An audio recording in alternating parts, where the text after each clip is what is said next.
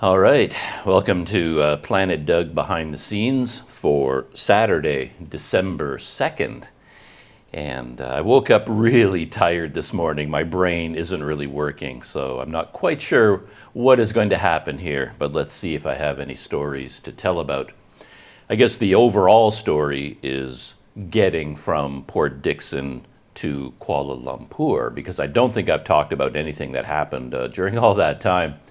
And the basic idea is that I was sitting in Port Dickson with my bicycle and my trailer and all my cycling gear.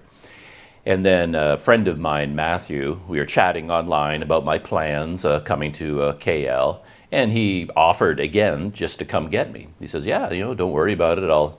I'll drive down. We throw your bike in the back of his SUV, and then he'll give me a lift into KL. So we had all that set up. And then I spent most of a day down in Port Dickson, as I talked about before, breaking down the bike. Because with Matthew, I also made an arrangement to leave my bike at his house. My bike and the trailer, the wheels, the whole package. Because I wasn't sure what hotel I'd end up staying in.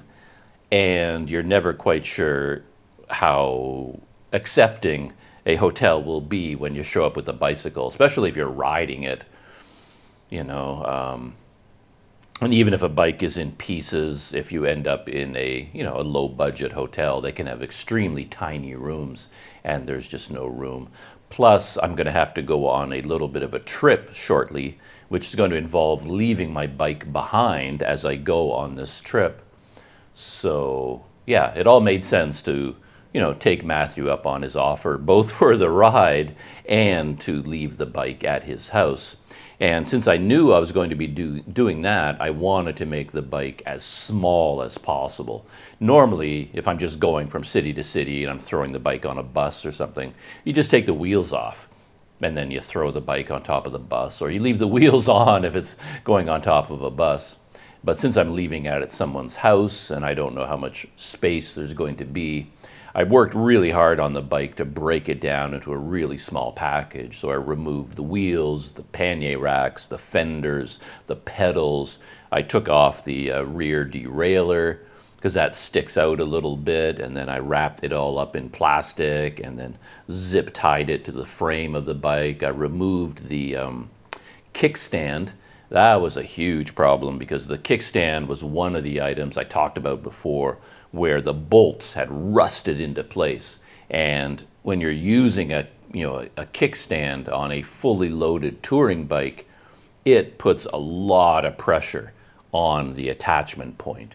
And then over time, the bolts just got rusted into place. And no matter what I did, I could not get those bolts off. But I finally figured out a way to remove it without taking out the bolt that was giving me so much trouble. But by the time I was done, I was exhausted. And then I removed the handlebars completely because the handlebars stick out from the bike, obviously, and make the bike a lot wider. But if you remove the handlebars, then you can turn them this way so they're actually in line with the frame. And I use zip ties to tie it to the frame of the bike, to the top tube. And then I covered the whole thing in several layers of heavy-duty garbage bags I picked up at a store there. And I gave the same treatment to the tires and the fenders and the pannier racks and the pedals. Anyway, I broke down the bike into the smallest package I could possibly get it to. And I noticed Matthew was quite surprised. It was like I came walking out of the hotel. He drove up to the Seafront Hotel. And then I saw him out my window, actually. He came earlier than I thought he would be there, and I wasn't quite ready for him yet. But then I saw him pull up into the parking lot, so I started running around. And when I walked out to the SUV with my gear, I walked out with the bike, and I got the impression that Matthew was sort of looking behind me, like, okay, like, where's your bike? Like, where's the bike? And I'm like, well, no, this is it. I'm holding it. And he's like, oh, really? That's the bike, because I broke it down into such a small package and then wrapped it up so much that it doesn't even look like a bike anymore. And I think Matthew appreciated that because, yeah, it's going to be at his house. And a lot of houses in Asia, I've noticed over my time in this part of the world, they don't have a lot of space. space is limited, and there's a lot of stuff already filling the space, so it's best if you're going to store something somewhere, make it as small as possible. So when Matthew showed up, yeah, put the trailer in the back, put the bike resting on top of the trailer. I had the wheels in a separate bag, so they were also completely sealed, and put that all in his van. And yeah, we were good to go. Said goodbye to the kind people at the Seafront Hotel, took a selfie with the staff there, and we hit the road. And it turns out Matthew had a plan for us to have brunch before we started the drive back to KL. And he did a bit of research and put a bit of thought into it, and he picked out a special place for us to go to. And I have the name of it on my computer screen in front of me here. It was called Lucky King Bun. I knew nothing about this place, never heard of it. It's quite a special place because what they do at Lucky King Bun is they make a big, not really a bun, it's a bit of a misnomer because I think of a bun as being a small roll, you know, like the size of a muffin. But what they have there are not buns, they're loaves of bread, like big round loaves. And inside the loaf is a chicken curry, or maybe you can get different types of curry. We ended up getting the chicken curry. So the curry with a curry sauce is inside kind of a, it's lined with aluminum foil, I think, inside the loaf of bread.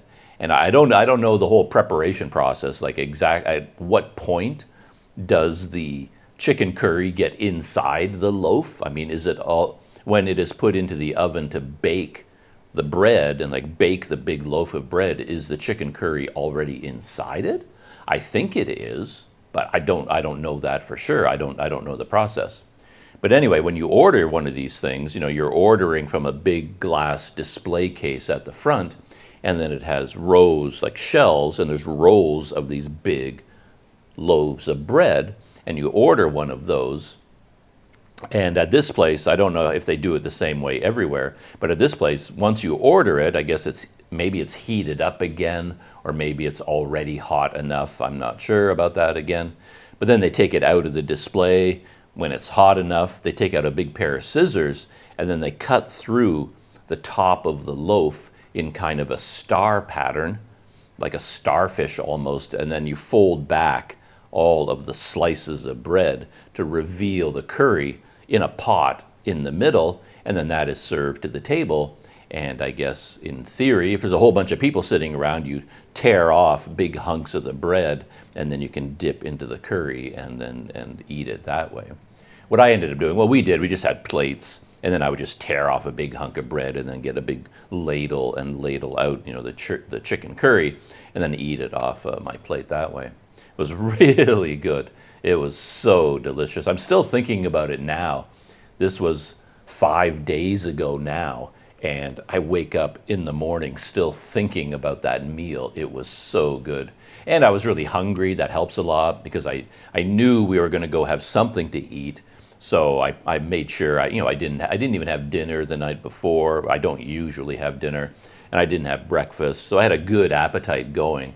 And I love a meal that is simple to eat.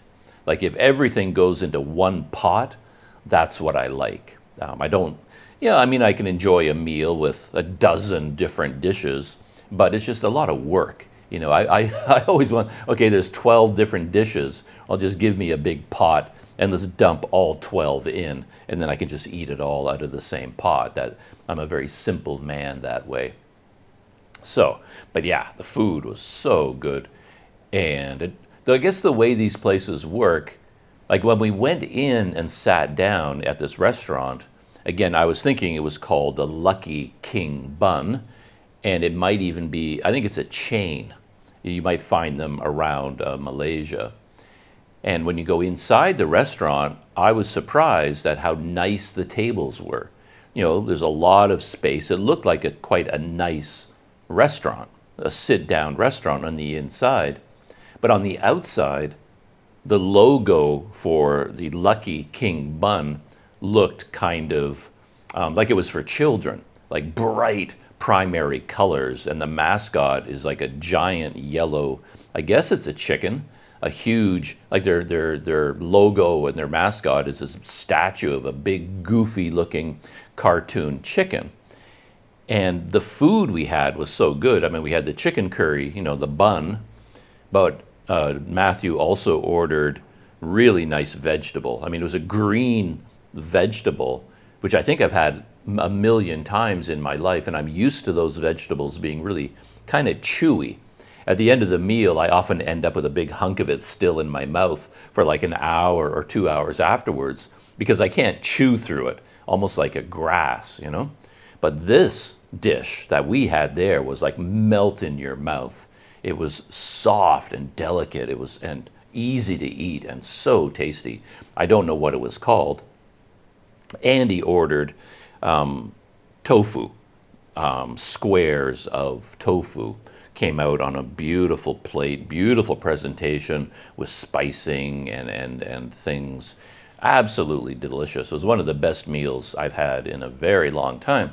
So the niceness of the setting and the quality of the food and its presentation seemed at odds with the cartoonish exterior, the big yellow cartoon chicken and the vibrant colors. It was like, I mean, it looks like a cheaper fast food restaurant for kids, and yet on the inside it's almost like fine dining.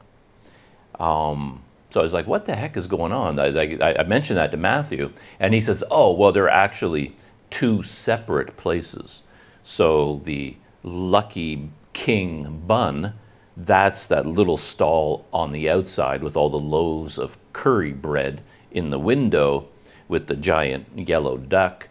And then all the other dishes, the vegetables he ordered and the tofu, anything else he ordered, that comes from a separate restaurant. They have another kitchen in the back.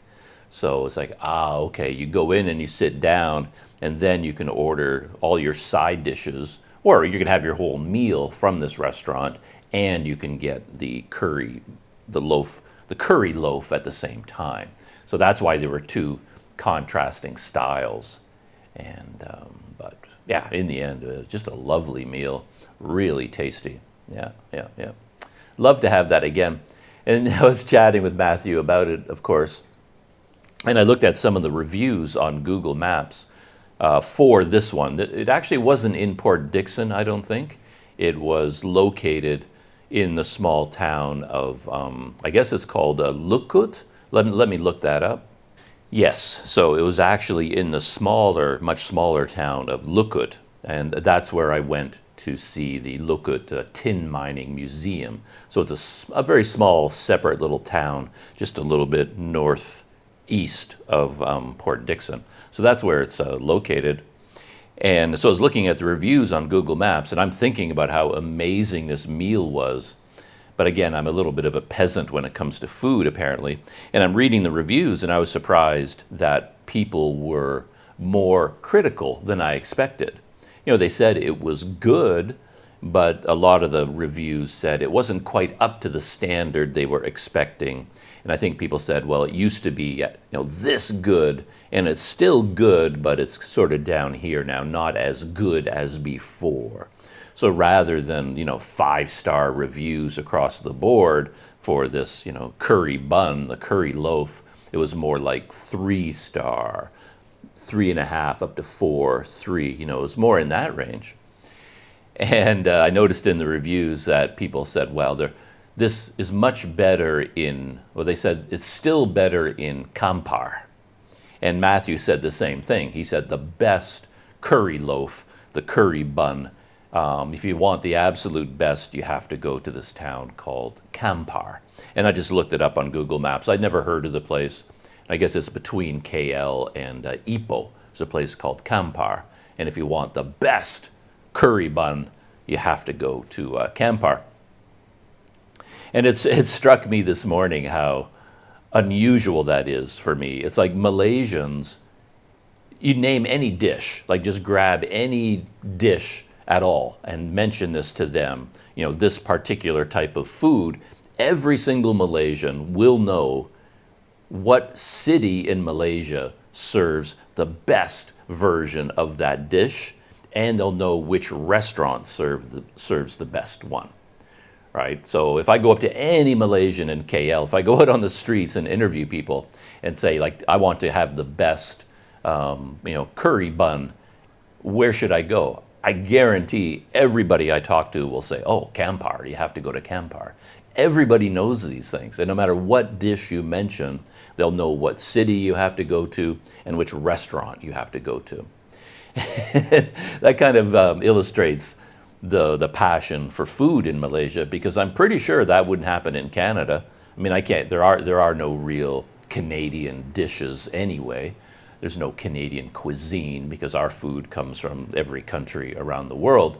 But it's not like you can go up to a Canadian and say, I really want to have, Hungarian goulash. Where should I go to get the best Hungarian goulash? Like, nobody will know. It's not like they're going to say, oh, you have to go to Ottawa. Ottawa has the best Hungarian goulash. Like, nobody knows. So like, name any dish at all, and Canadians can't tell you what town makes the best of that dish, or they certainly won't know what restaurant makes the best. We just don't know these things. I guess we don't have the same. Maybe it's because Canada is just a bigger place geographically, so it's not like you can hop in your car and just on a whim, drive to Vancouver because they make the best, Hungarian goulash or whatever. But maybe in Malaysia it is a possibility. I mean, if you wake up in the morning here in KL and you really, really wanted to have some curry bun, it's not out of the question. You could drive to Kampar for lunch and then drive back again, But yeah, you couldn't do that in Canada. But I just thought that was really interesting, this thought, how Malaysians, they're just born with this knowledge, I guess, and everybody agrees who has the best and what city you have to go to get the best. The ride with Matthew into Kuala Lumpur went by very, very pleasantly. He knew exactly where to go, of course, and right out of Lukut, he hopped onto one of the giant expressways, the toll highways. All of Kuala Lumpur is filled with these massive highway systems. They're almost like barriers around the city, and the only way to get through them is, on a motorized vehicle of some kind. And so he got onto one of these expressways, pegged the speed at highway speed, and whoosh, we just zoomed into Kuala Lumpur. And normally with a trip like that, I'm all over Google Maps. Like, I'm tracking exactly where we're going, and so I'm aware. I like to know where I am at every point in time, and I like to be able to trace our path. But I had so many things on my mind in life in general, and I was just enjoying conversation with Matthew that I just never even got out Google Maps. I never checked once. So I have no idea what road we took. I have no idea what direction we entered into Kuala Lumpur. To be honest, I didn't recognize anything. I think we came in a completely different way than I'm accustomed to. And then before I knew it, we were at his house. It was like he turned off the highway, and I thought we were like halfway there. And I said, oh, and I recognized his house because I've been there a few times. And then we're turning down this street, and I was like, oh, there's your house. How did we? Yeah, we just got there really quickly, and hung out there for a little bit. Unloaded my bike and my trailer and things like that, and got it all set up in his house, put it in storage.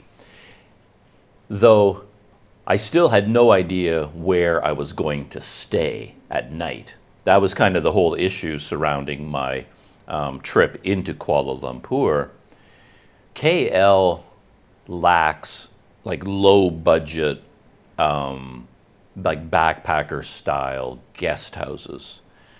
And I've struggled over the years. All the years I've gone in and out of Malaysia sort of on a backpacker budget, I've always struggled finding a place that I can afford and that offers some kind of comfort level that is not like being in a prison. I mean, if you go into Chinatown, you can find like backpacker hostels that have been around for decades.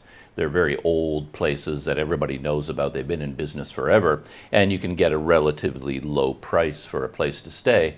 But you're either in a dorm room or you're in a room that is barely as wide as a single bed, and it will have no windows, and it will be hot, it will be stuffy. I mean, and you're still paying quite a bit for these places. So you end up resenting the discomforts because you feel like you're paying too much.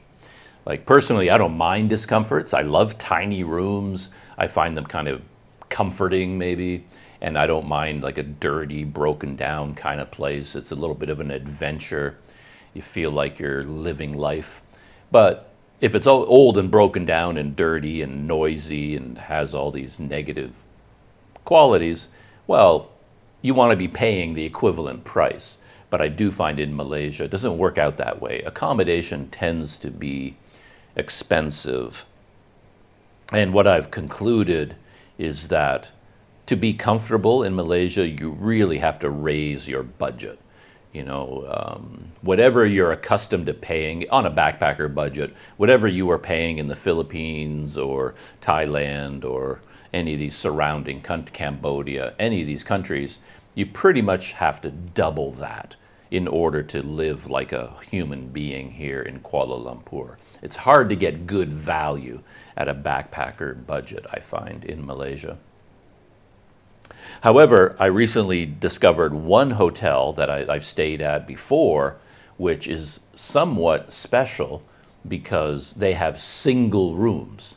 I mean, that's part of the problem with the backpacker lifestyle. You're always by yourself, so you don't need a double room, and yet the entire world of hotels consists of double rooms. So you as a single person, you're always paying for an imaginary companion, whether you have one or not, right? You're forced to pay for two people because all they have are double rooms.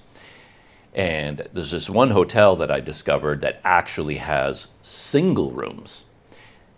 And I was planning on staying there because it's a single room, they can lower the price down to a much better value. So this is the best value hotel in Kuala Lumpur for someone like me. And I just assumed I would be staying there. But then as the day got closer to my departing from Port Dickson, I went to reserve the room and there were no rooms available. So it was the 27th that I came to Kuala Lumpur, and then starting on the 27th, fully booked. I could not get a room at this place. And that sent me into kind of a tailspin because I had no backup plan. It was either this one or I don't know what to do. And in fact, my entire plan to come to KL was sort of based on staying at that hotel because it was actually a lot cheaper than the hotel in Port Dickson where I was staying. So in fact, by moving to KL, I would actually find cheaper accommodation, and it's really comfortable. It's got everything I'm looking for, fast Wi-Fi, reliable Wi-Fi, private bathroom, even things I'm not looking for. Hot water in the bathroom, which I can take or leave, but it's nice to have. There's hot water, air conditioning. It's a really nice room for what they charge, It's a good value, but it's the only good value place in all of KL that I've discovered, and there were no rooms available. So I was sort of struggling, where can I go? Where can I stay? And looking for another place. I'm on Agoda, reading all the reviews, looking, studying, researching, and I just could not find anything that jumped out at me. And then at some point, rooms opened up at this good hotel. So, but it wasn't on the first two nights. So the 27th and the 28th, there were no rooms available, but starting on the 29th, I could get a room. So I booked a room starting from the 29th for the next 10 days, and I just reserved that just so I had something, and I reserved it on Agoda, and I paid for it, so I had that locked into place. But I still had nowhere to stay on the 27th and the 28th. And that was the situation when I came into KL with Matthew. And I kind of kept that open because I was thinking I could stay here at the Kojoy. But because I'd stayed here before, and this hotel, to be honest, is usually much nicer than my budget would normally allow, but through a friend of a friend, and when I was here before, they were undergoing renovations, so it wasn't really open to the public. But through a friend of a friend, I made a deal that one of the rooms that was completed, that was open, that if I didn't mind construction going on all around me, I could stay in this room, the same one that I'm in now, and they would give it to me at a very, very, very good rate. So I was thinking, if I came back here and they gave me that same rate, well, yeah, then I would love to stay here again at that rate. But I wasn't able to nail down the actual rate they would charge me before I came into KL. So what I ended up doing after I left from Matthews, I left my bike there, and then from his place, I just hopped into the MRT system, and then I rode the MRT to Pas Arseni, and I walked from Pas Arseni to the Kojoy, thinking maybe I would stay here, but I would have to come here, talk to them in person, tell them how many nights I'd like to stay, and then we would negotiate a price, right? So I wasn't sure whether we would be able to come to a price that I could afford. So I came here, and yeah, I know the manager here. I know the owner of this place. I like it here a lot. I mean, obviously things worked out because I am staying at the Kojoy. And then we talked about the rate, and they offered me a rate. And I thought, okay, yeah, that sounds pretty good. It's much more expensive. Well, it is more expensive than where I reserved a room already. And one of the reasons I reserved at this other place through Agoda is that I was able to cancel it right up until midnight on the 27th. So I had this whole master plan going on in my mind that I had that room booked starting on the 29th, but then I would come into KL on the 27th, try to stay at the Kojoy, and if I'm able to get a room at the Kojoy, then I'm able to cancel that reservation and get my money back. So there was a lot of wheels in motion. There was a lot of moving parts in my master plan coming to Kuala Lumpur, and luckily everything fell into place because I struck a deal with them here at the Kojoy. I took this room, but before I agreed to it, I had to see whether I really was able to cancel my reservation. So before I agreed, I called up Agoda, and it still said free cancellation up until midnight on Monday, the 27th, and then holding my breath, my heart pounding, because these things rarely work out for me. And then, I hit cancel. You have to say why, you have to give a reason why you're canceling. And I canceled it, but what I didn't realize is they don't automatically refund you your money. You're now canceled at the hotel, your reservation is gone, but then they said, there's a message about, your credit card will be, we are working on the refund. And I didn't like the sound of that. And it actually, I think it took two and a half days. And I wasn't sure what happened, but then I suddenly got a notification on my phone. It's like, oh, there has been a return. What do they call that when they remove a charge from your credit card? It's like a credit return on your credit card. So I didn't end up paying for the other hotel room. And all's well that ended well. With one small adventure, of course. There's nothing but these small adventures in my life, because I didn't have enough cash, because staying here at the Kojoy, I wasn't booking it through Agoda, so it's not like I could cover it with a credit card, and I didn't have enough cash to pay them for what we arranged. And so the first thing I had to do was go find an ATM. So I step outside, I'm here in Kuala Lumpur, and I'm walking down the block, and I've got an ATM picked out that I want to go to, a nice, safe, secure one. And of course, the rain just thunders down. Just, the heavens opened, and one of these classic Malaysian Kuala Lumpur rainstorms just hit. And of course, and I have no choice, I have to keep going because I have to go to the ATM, I have to get money. and then come back here and pay for the room. But yeah, just absolutely awful timing. But yeah, actually, I was out there without an umbrella, and I got like down one block, and then the rain just came down so hard. I thought, nah, I need an umbrella. So I turned around and came back to the Kojoy and got an umbrella, and then went back out and still got wet, of course. Umbrellas don't really keep you 100% dry. They just sort of help a little bit. So I still got kind of soaked. But yeah, I had no choice. I had to go get money.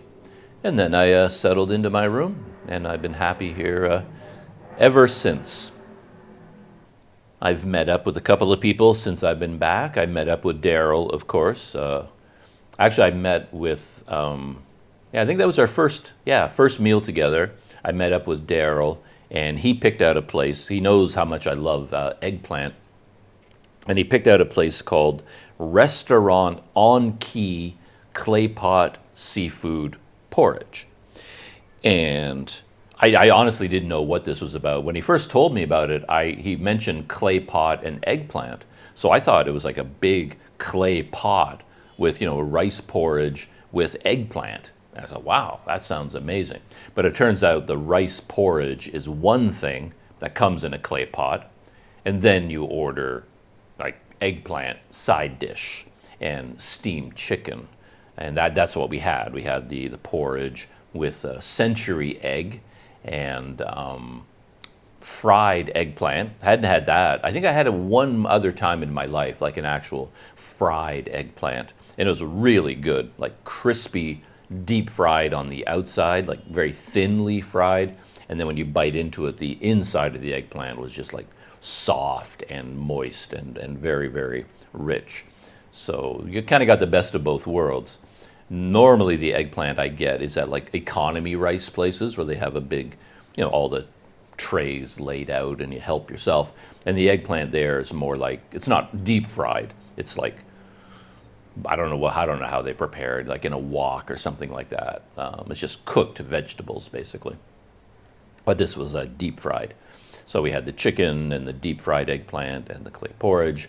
And I decided to try to get back in the swing of shooting YouTube videos. So I had my GoPros with me and filmed the lunch. I've already edited that video, and it will be showing up on my channel soon enough. Lately, I've been thinking a lot about B-roll and stuff like that. So while I was at the restaurant, I didn't really have the right camera for it, because a GoPro is not really a B-roll style camera. It's just more for, a simple wide shot of everything. That's, it's an action camera. But that's all I had with me was the GoPro. So, I filmed a little bit of B-roll, filming things, walking around. And when the food came to the table, I kind of panned the camera over the dishes. And I tried to incorporate that into the video, bit of a montage with some music, and I had a little bit of fun with it. Honestly, don't know whether it's necessary to do all that kind of stuff for a simple having lunch video. But yeah, I enjoy doing it. It's fun. And it was an interesting lunch because, again, I didn't know where we were going. I just got in Daryl's car and we drove somewhere. But it turned out this restaurant was right beside what they call the Tun Razak Exchange, TRX.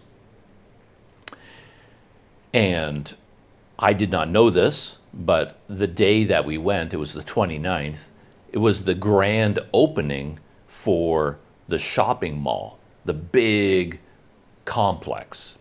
So it's kind of complicated, but the whole thing, like Tun Razak Exchange, is a 70-acre, huge chunk of the city that has many different components. It has a tower, the Exchange 106, so a big, tall skyscraper. It's the signature building for the TRX.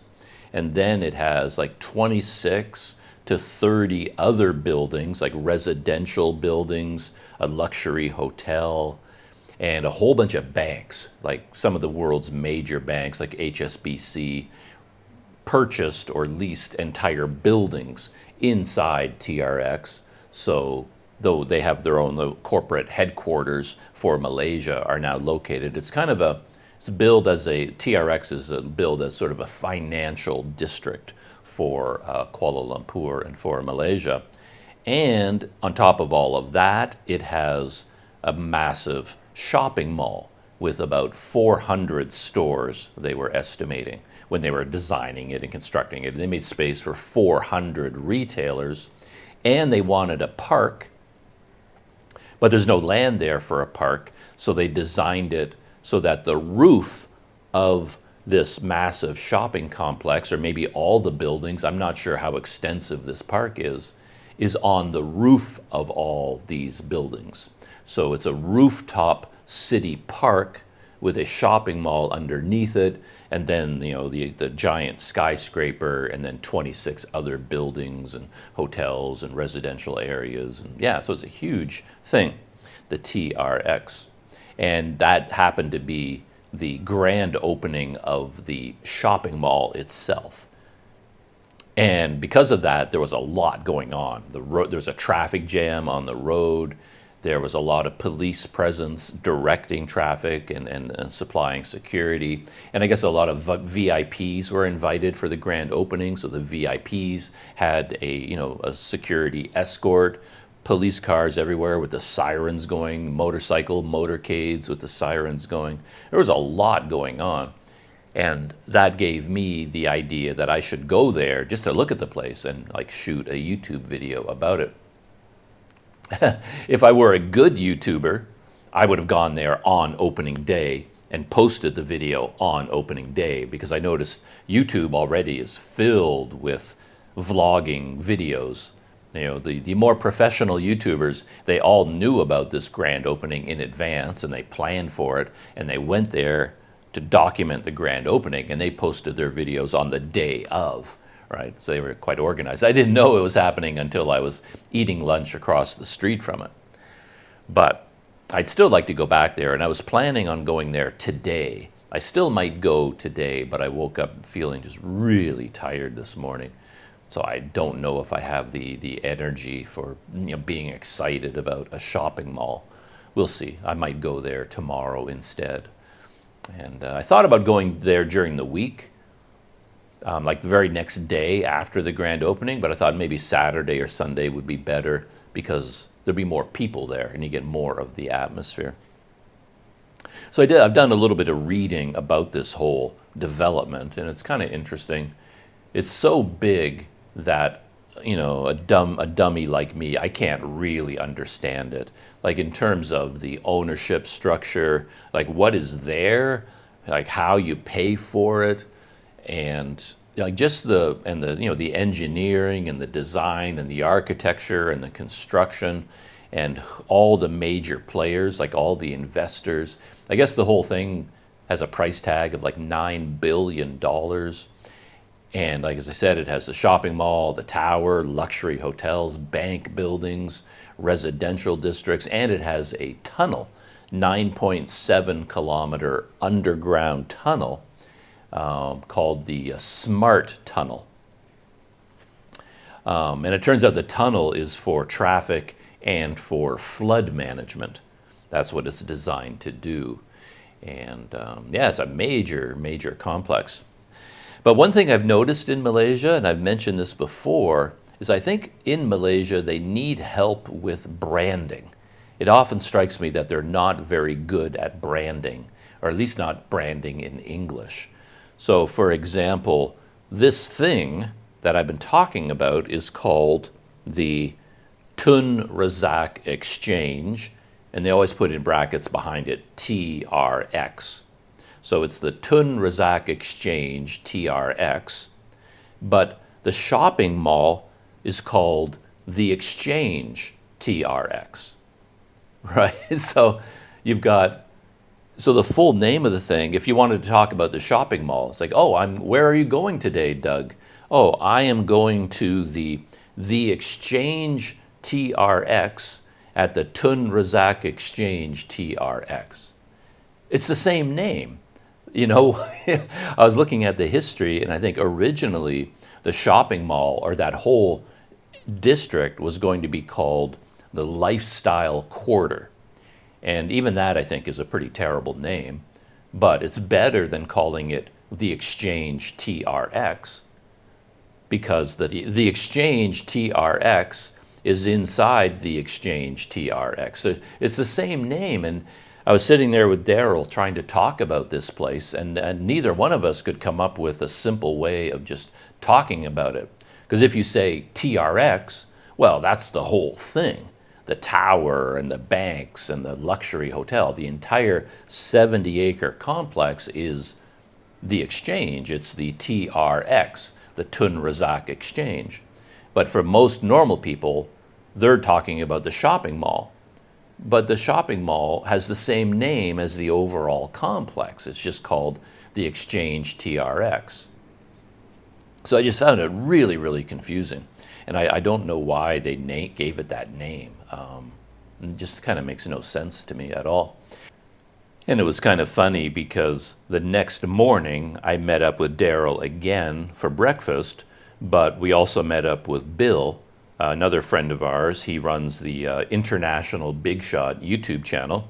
So Bill, Daryl, and we arranged to meet for breakfast at Yut Ki, our favorite breakfast spot, or at least my favorite breakfast spot. And we were talking about this whole thing, and I mentioned the big skyscraper there. And I was talking about how, oh, that building opened earlier, I think. Yeah, it was completed earlier, and now the shopping mall had its grand opening. And then Bill said something about that tower. He said, oh, yeah, I know about that, and he was talking about it.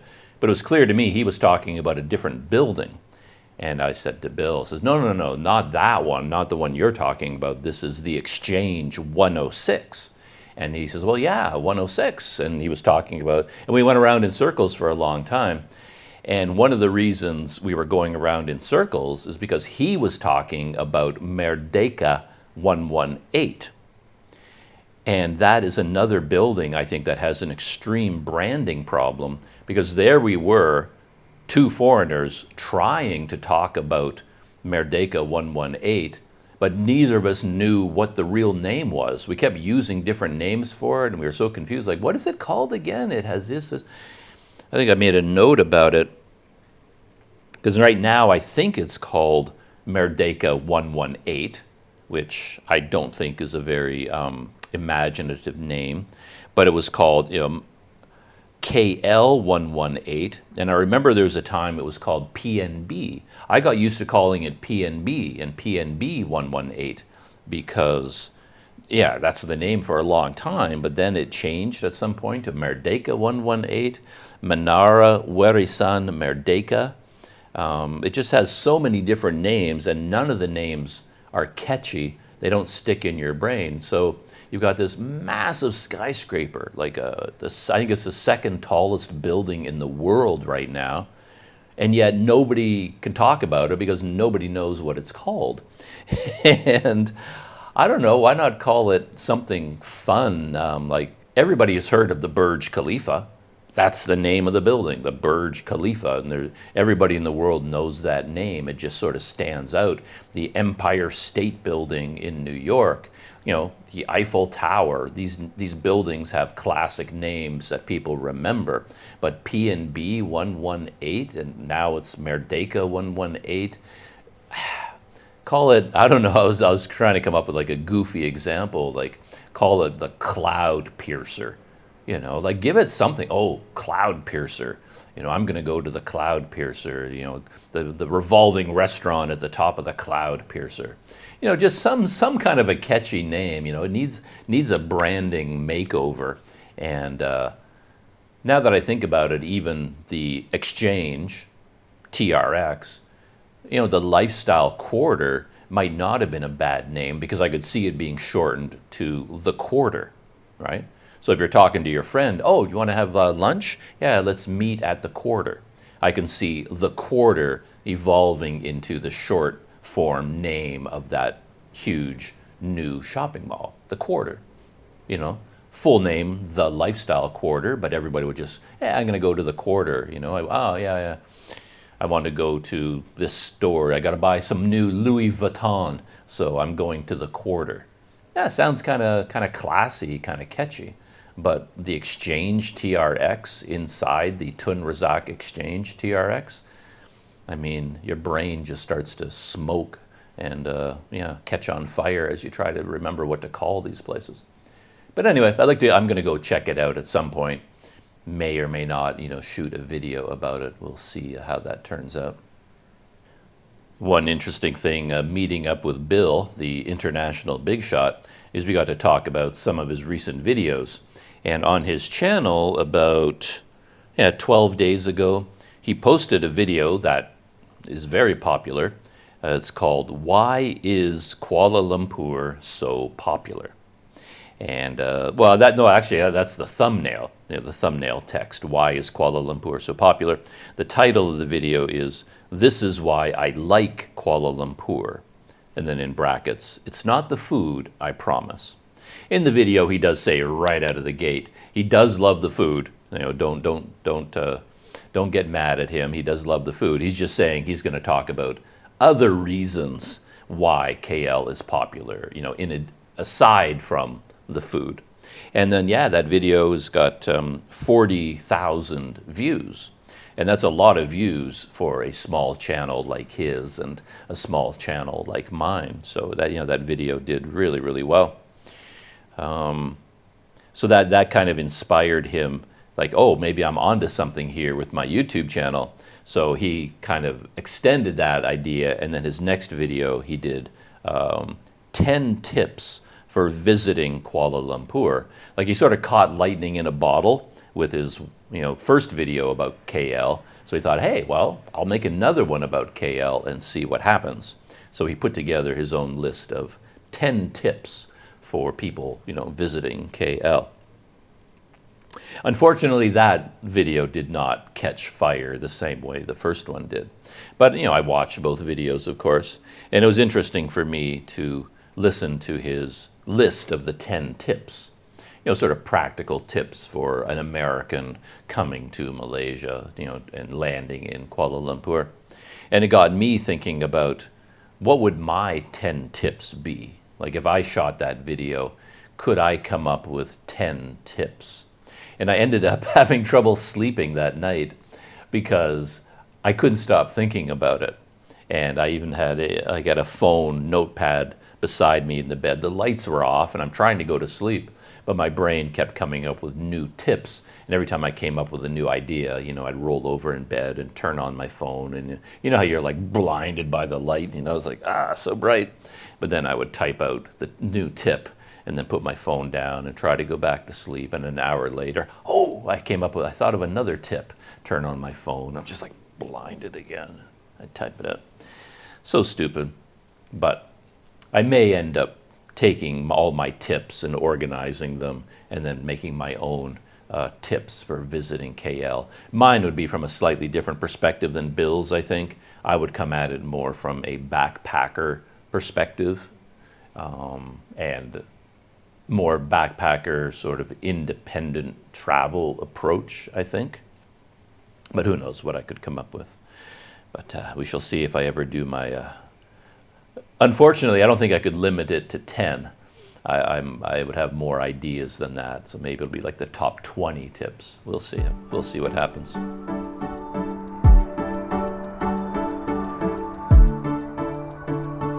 Going back in time a little bit to my ride into town with Matthew, we ended up talking a lot about YouTube videos, and YouTube travel vloggers. I mean, that's how I met Matthew to begin with. That's how I met Daryl. It's how I meet everybody these days. It was through my YouTube channel.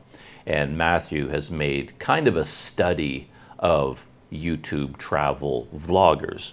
He follows a lot of them on YouTube and then has a lot of ideas and opinions about them. So we were discussing a lot of these different ones. And he mentioned to me that Ken Abroad had recently also gone to Indonesia by boat, by ferry. And as Matthew explained it to me, he actually had an idea. It was part of an overall plan. He wanted to travel from Bangkok to Jakarta and do it overland, or not really overland, it would be overland and over water. He basically wanted to make that journey without flying. And that was kind of a project he came up with for YouTube. So yeah, that kind of piqued my interest because he went to Indonesia by ferry. So again, I was instantly thinking, oh, which one did he take? Did he go to Port Dickson? Did he go to Malacca and take the ferry from Malacca? Exactly, what route did he follow? So I started watching his series of videos. Turns out he didn't do either of those. He actually went into Singapore, and then he took a ferry to Batam. And I guess Batam is part of Indonesia. And then he was able to get another ferry from there to somewhere else, and a ferry. Then eventually he got to Jakarta. Perhaps I haven't watched that video yet of his. Maybe he didn't even know that there was an option to do it from Port Dickson or Malacca, or maybe he wanted to go to Singapore anyway. I'm not sure. But out of this series, the only video I've watched so far, and the one I wanted to talk about here, is his very first one, in which he took the train from Bangkok to Kuala Lumpur, or took trains. There were a series of trains to get from Bangkok to Kuala Lumpur, and he made one video about that whole train journey, and he sort of packaged it in the sense of taking luxury trains. He's going to take Thailand's luxury train, first class cabin, all that sort of thing, and then do the same thing in Malaysia, take the most expensive ticket or seat he could on that train, and then he's going to compare them. Who has the best trains, Thailand or Malaysia? And he sort of packaged the video that way. But he also packaged it in a way that kind of tickled my funny bone as well, where it was a 30-hour journey in total, I guess, for all the way from Bangkok to Kuala Lumpur. He made the whole journey all at once, which, yeah, I don't think I would set out to do that. I think I'd break it up. If the train gets you from A to B, spend the night in B and then get the next train from B to C, and hop along that way. But he did the whole journey all at once. But the funny thing for me is that even though he took a luxury train out of Bangkok, like the most expensive train running, and he took a private cabin, and he bought out the whole cabin. It's like normally, if you're traveling alone and you get a cabin on a train, you often end up sharing it with strangers because there'd be 2 beds in the room or 4 beds, and you buy one of them, and these strangers take, they reserve the other ones, and you share the cabin with these other people. But he didn't want to do that, so he bought 2 beds so he could have the entire cabin to himself. And it was very nice. He did a long breakdown of everything on the train.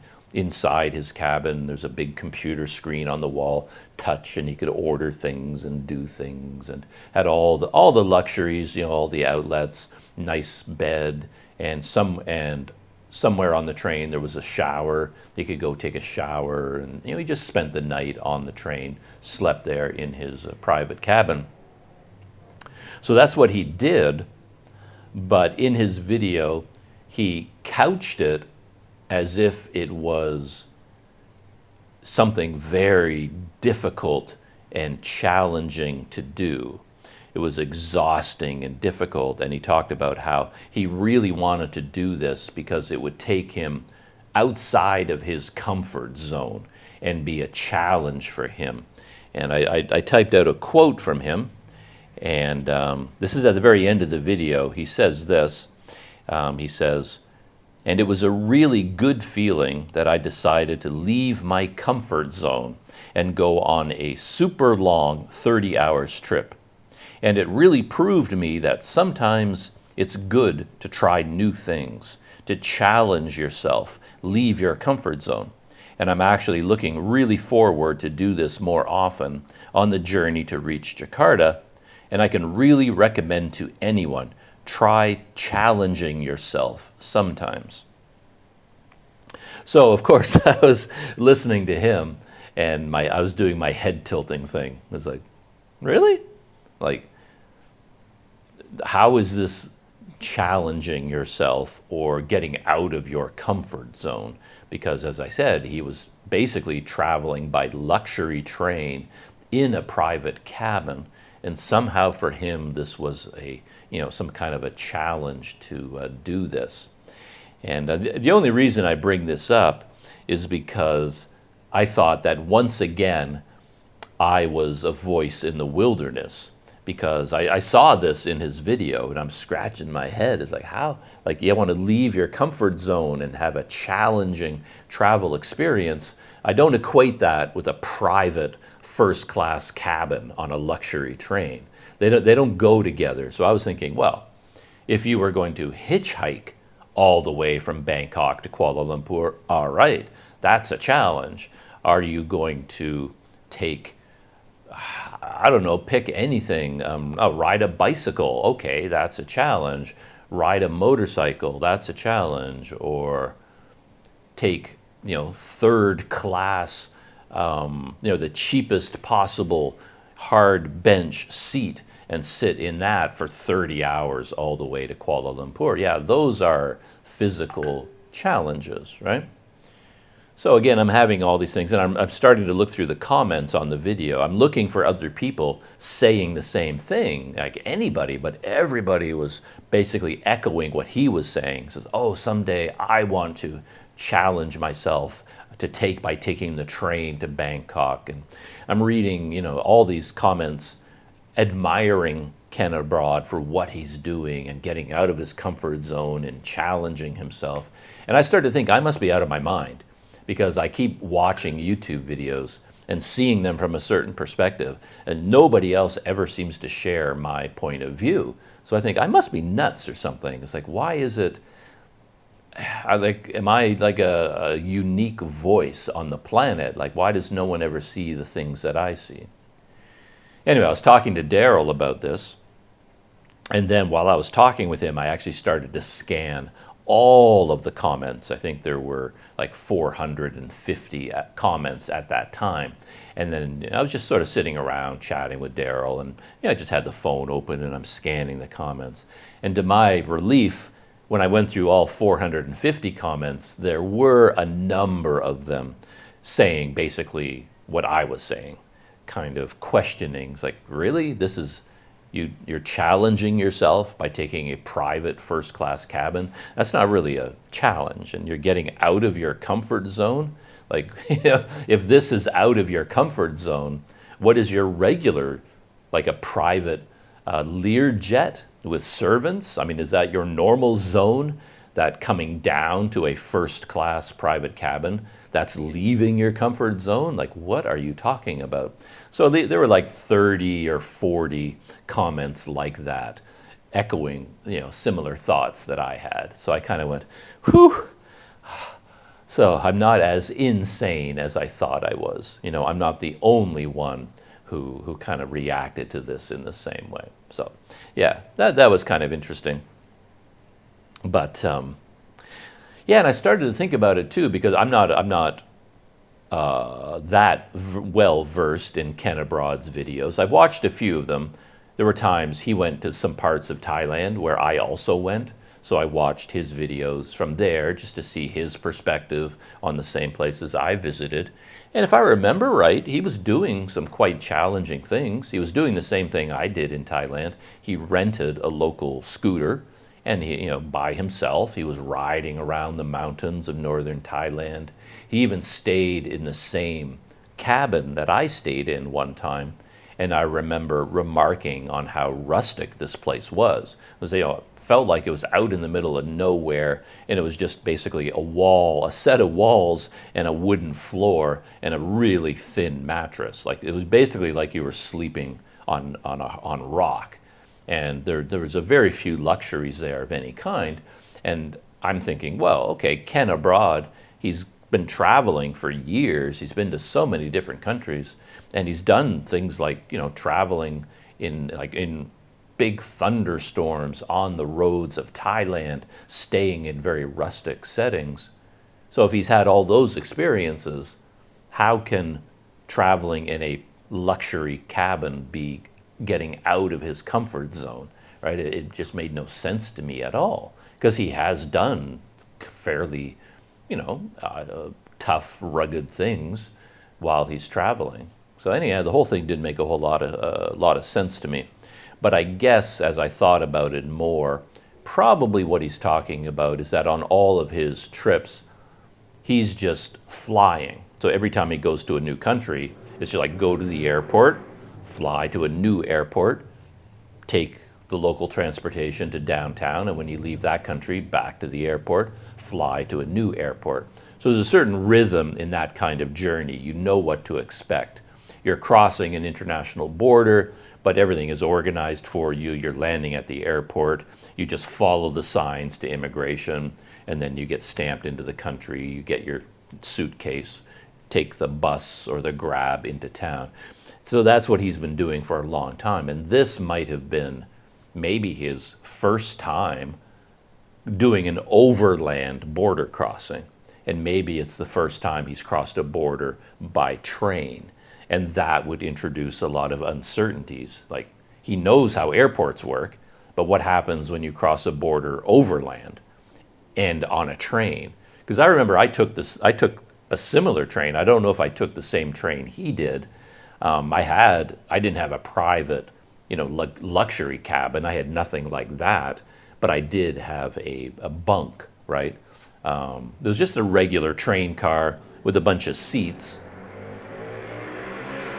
And then when night fell, the train staff would come there, and then they would take all the seats and flatten them, and they turn into a bed, and then you pull a curtain aside, and that would be your bunk. And there'd be somebody sleeping above you and two people across from you.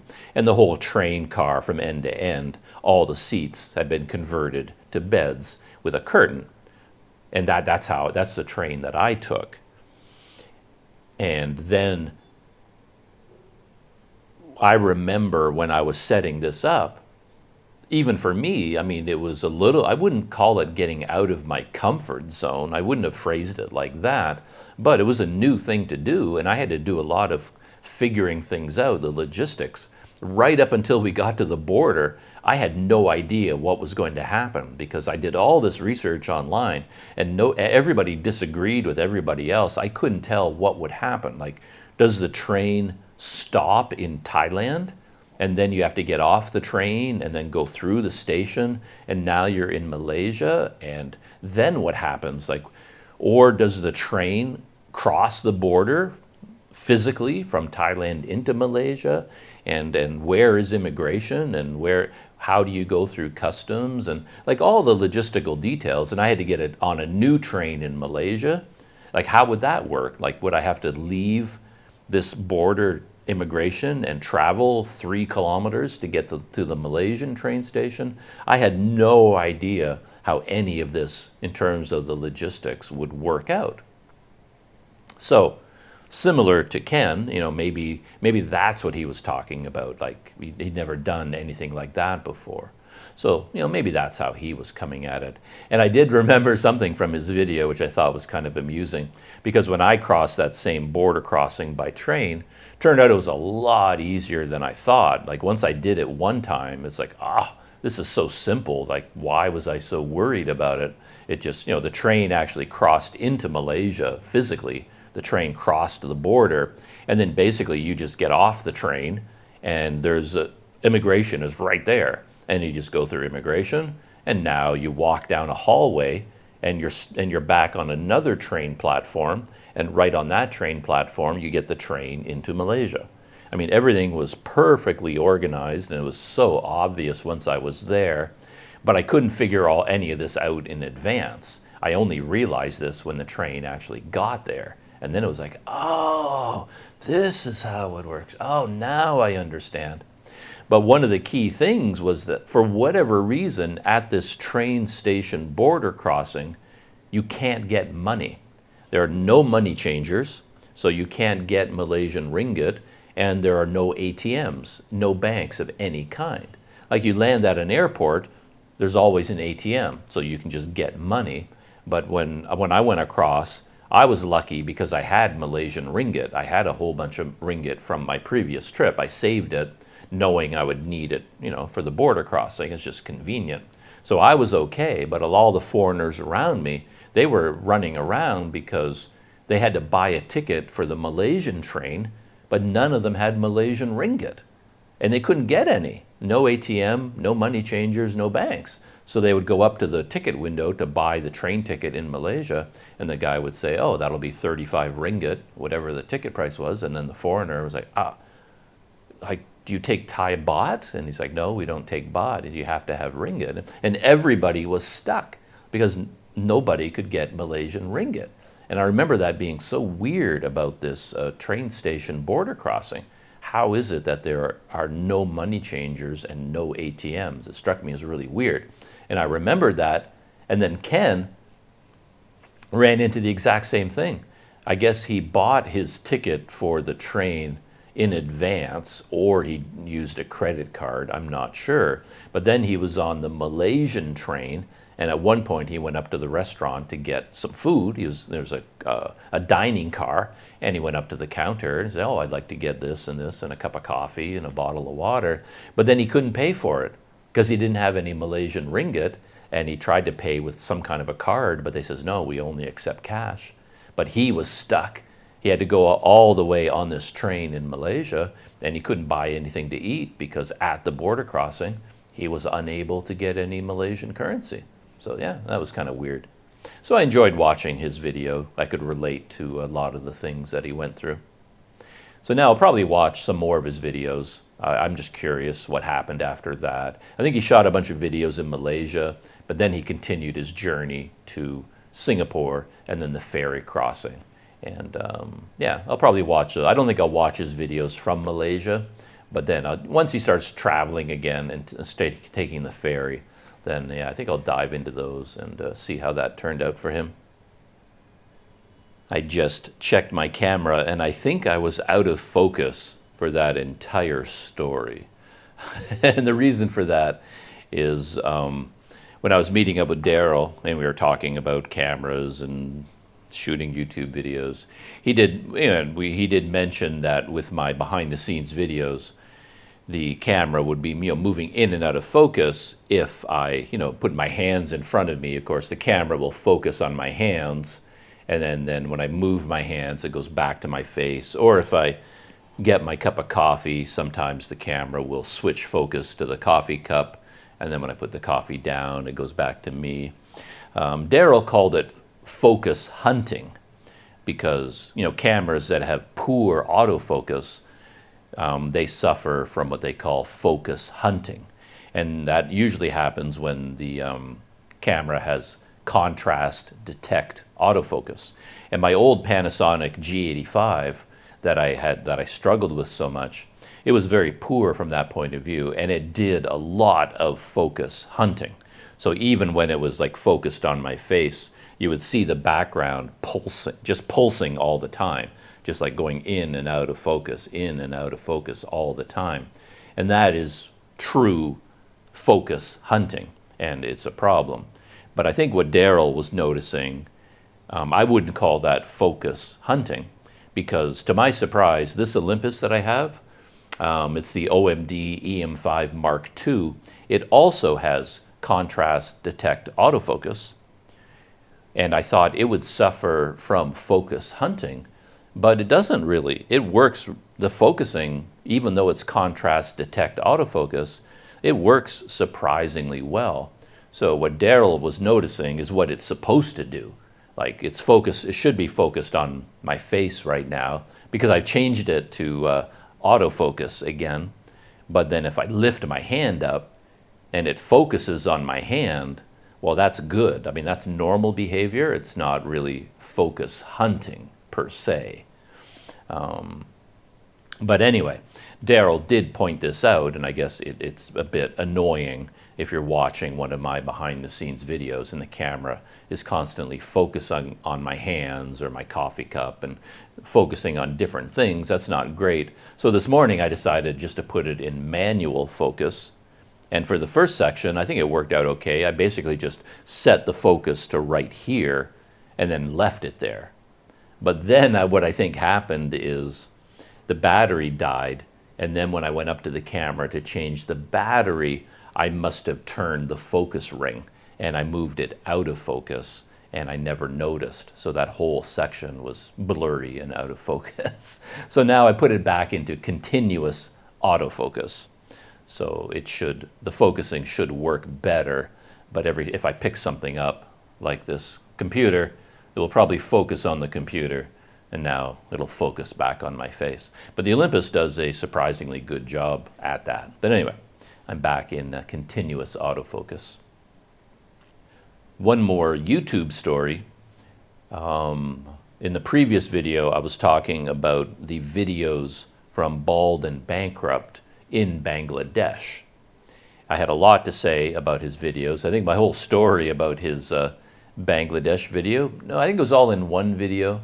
His Darien Gap video, I spread it out over 2 or 3 videos. I had a lot to say. But when Bald and Bankrupt was in Bangladesh, he took a launch down the river from Dhaka to a place called Chandpur, and then back from Chandpur to Dhaka. And that's the video that I watched and that I was talking about. And I was comparing and contrasting it with my video about the exact same experience, because I also rode the exact same launch from Dhaka to Chandpur and back again.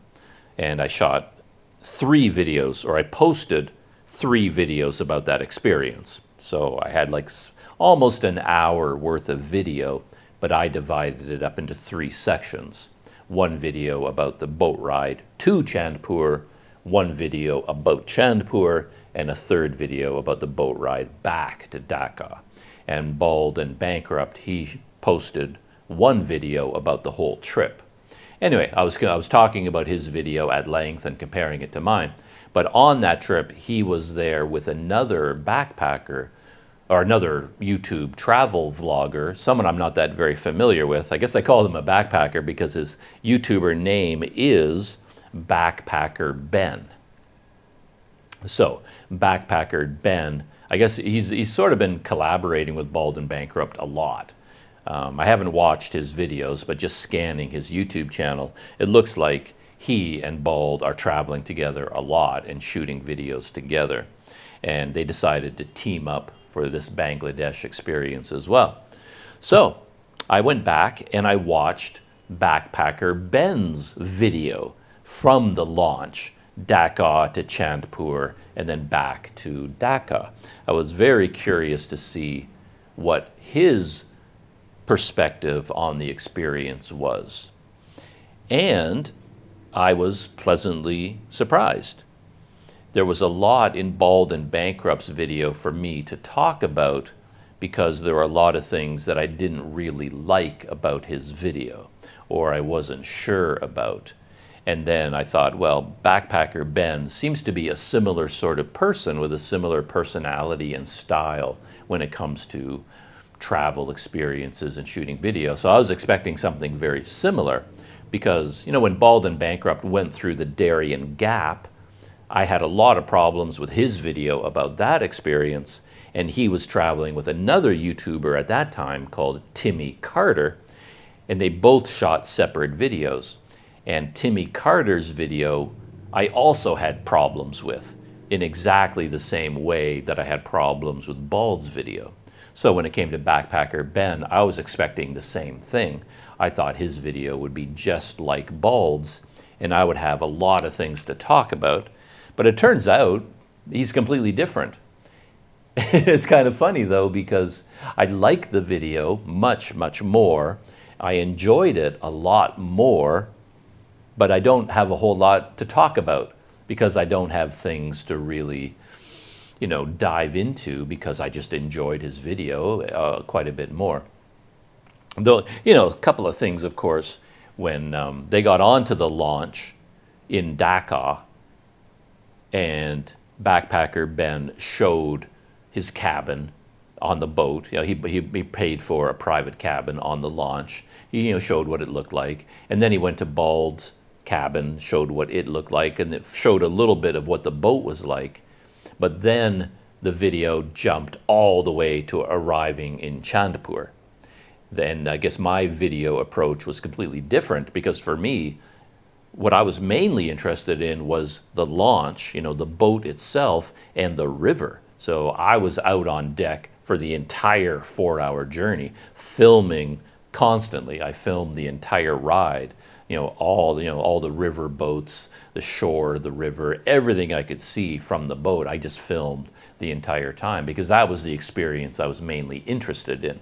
Bald and Backpacker Ben, they appeared to be mainly interested in where they were going. So they basically, once the boat left from Dhaka, they just went to their cabins and they tried to sleep for the journey. So 4 hours, they just rested in their cabin. And then when they got to Chandpur, then they got up and they got their cameras and they started recording again. So from that point of view, it seemed odd to me. But then again, turns out Backpacker Ben was really tired. Both of them had not gotten a lot of sleep, and he was sick to his stomach. He was really, really sick. And this was, I guess, he landed in Bangladesh, and as soon as he got there, he just became sick. So it made sense that he spent all his time in his cabin. But anyway, when he got to Chandpur, when he and Bald got to Chandpur, they actually split up. They went in different directions. And all of Backpacker Ben's video is about him walking around Chandpur itself. So to that extent, he did the exact same thing I did, though I didn't really include much of the video that I shot. I walked all around Chandpur, like everywhere he went, I also went. The train station, he went to the fish market, he went to the park, along the river, along these lakes. He went everywhere that I went, but he filmed the entire time and he was narrating the entire time. And so from that point of view, I enjoyed his video a lot more. And he isn't like Bald. I mean, Bald in his video was very sarcastic. He ridiculed almost everything around him. He was really quite negative the entire time. He has that biting British sense of humor. As they say, he takes the piss out of everyone all the time. And Backpacker Ben was much more gentle and normal. So everywhere he went, when he was talking to people, he was making a real effort to have a conversation with them, to understand what they were saying and have them understand him. He didn't have a lot of success, I'll say that, because very few people speak English in Chandpur. And even when he was having a conversation, he was walking along with local people and he was asking them questions. Oh, where are you going? And where are you from? And what can I see here? The people in Chandpur were very friendly with him and were sort of saying things back, but none of them ever answered any of his questions because they clearly, they couldn't understand what he was saying. They had a lot of trouble understanding each other. And he had a real problem because at the very beginning of his walk, a local man kind of adopted him as a special project. And this man couldn't speak any English. Backpacker Ben couldn't understand anything about what the guy was saying, where he was bringing him, why he was bringing him here, then here, then here. And he could not get rid of him. Like, I think Backpacker Ben wanted this guy to just go away, like, leave me alone. But this guy stuck to him like glue and went with him every step of his entire time in Chandpur. Everywhere he went, this guy just followed him and kept engaging him in conversation, and yet they could not actually they couldn't converse because they have no common language. So I think Backpacker Ben, he just started to lose his mind a little bit, just wanted to get rid of this guy, but nothing he could do. This guy just stuck to him like glue. And by the time his day was over in Chandpur, he was very ready to get out of there. I guess it was extremely hot.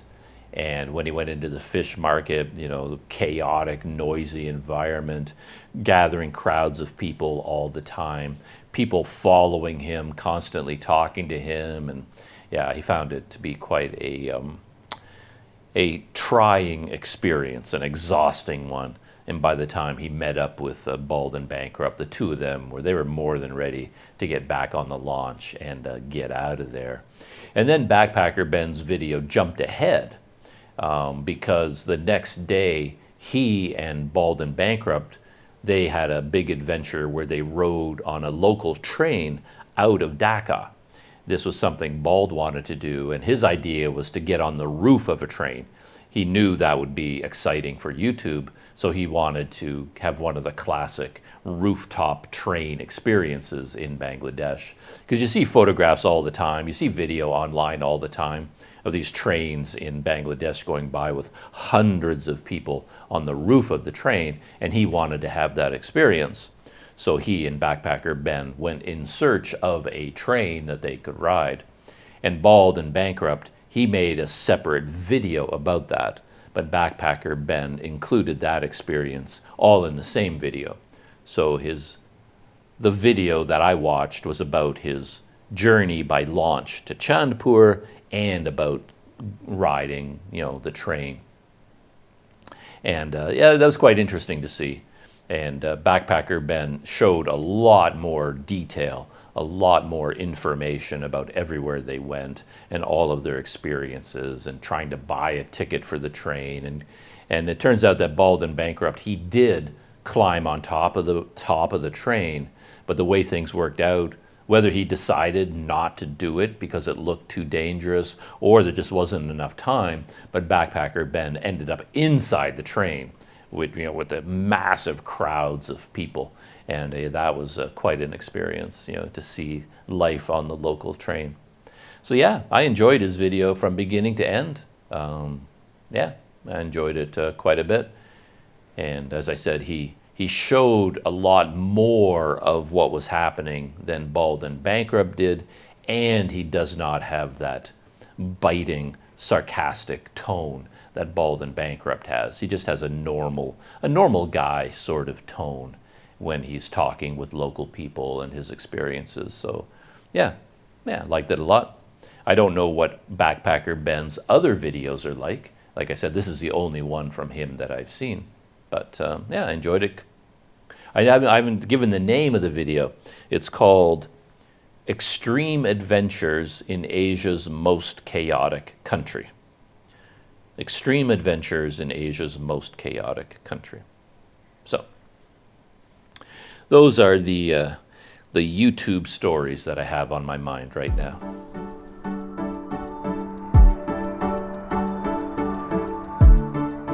And to wind up today's behind the scenes video, I have one technology adventure to talk about.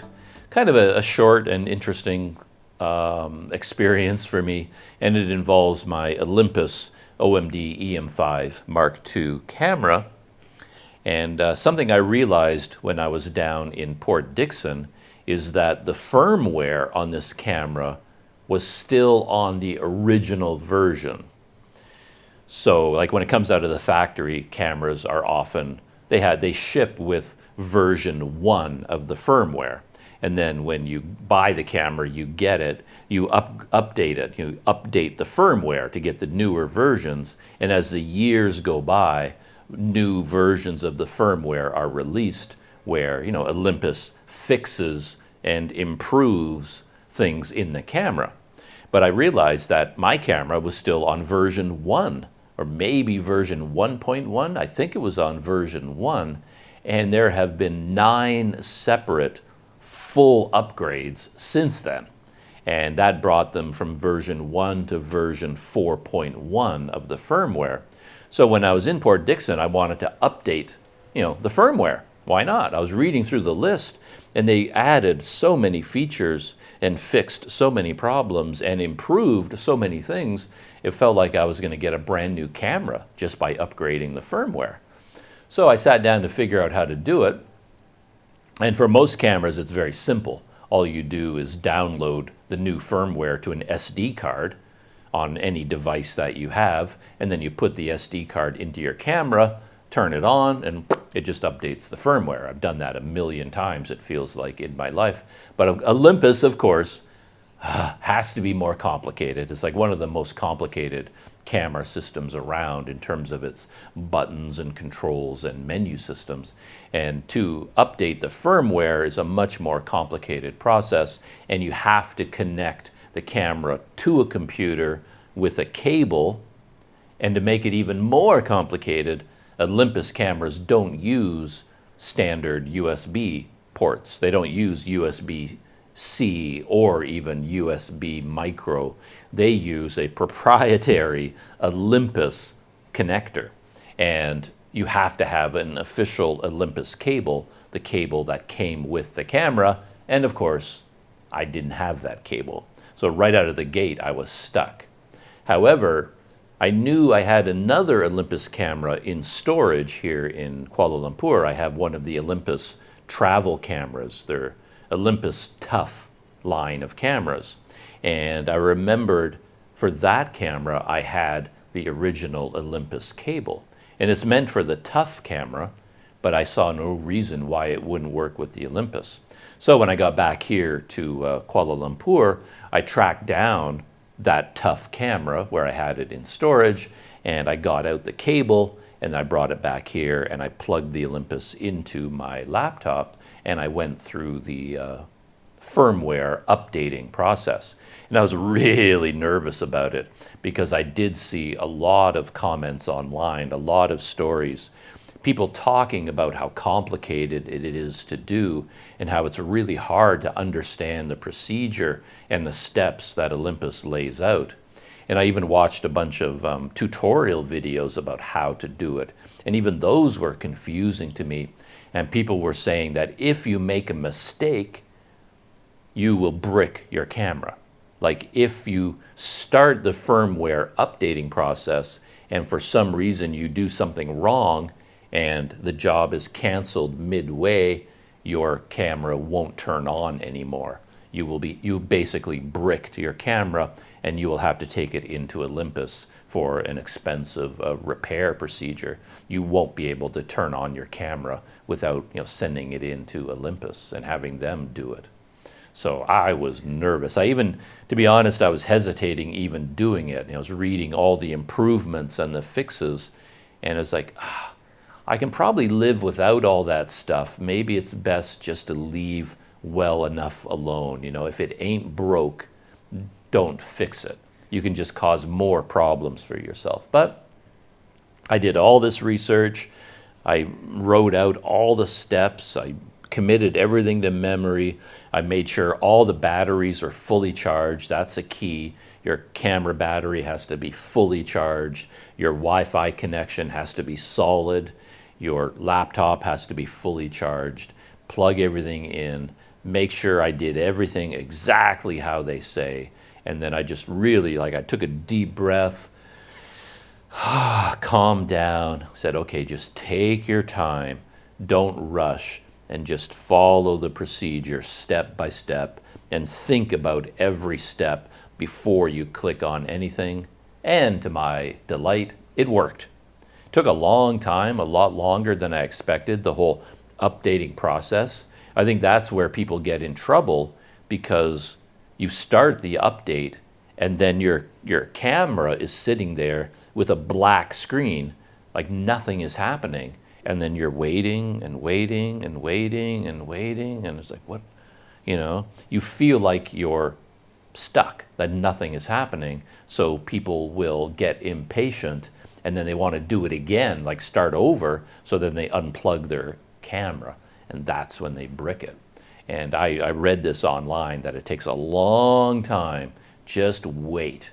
Don't get impatient. Just sit there and wait. And even I had trouble waiting because it took so long. And you get so nervous because it seems like nothing is happening. You're waiting and waiting and you're like, oh no, I've ruined it.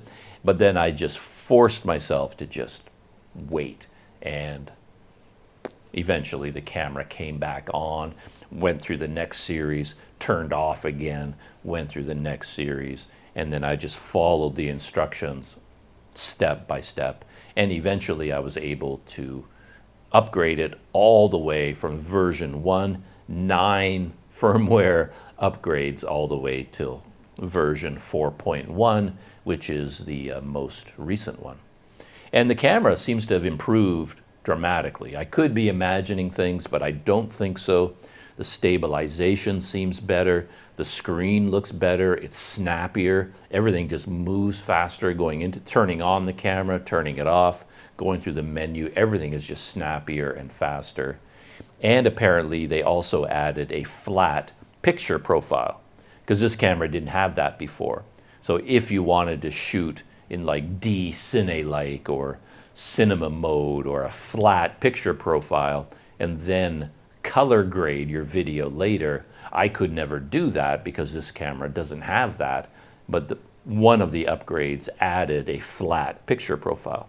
So if I wanted to, I could try that out, play around with it. So it added a lot of new features. So that was my one technology adventure.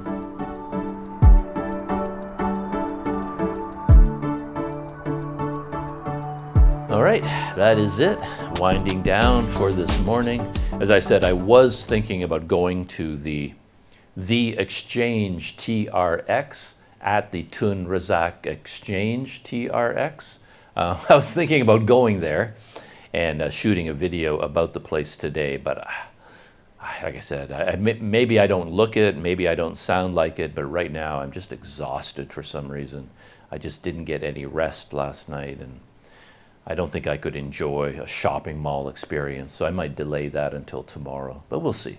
We'll see what happens this afternoon. I think it's time for me to go get some lunch, and that will give me a burst of energy for the rest of the day. So, all right, shutting down, and I'll see you in the next video.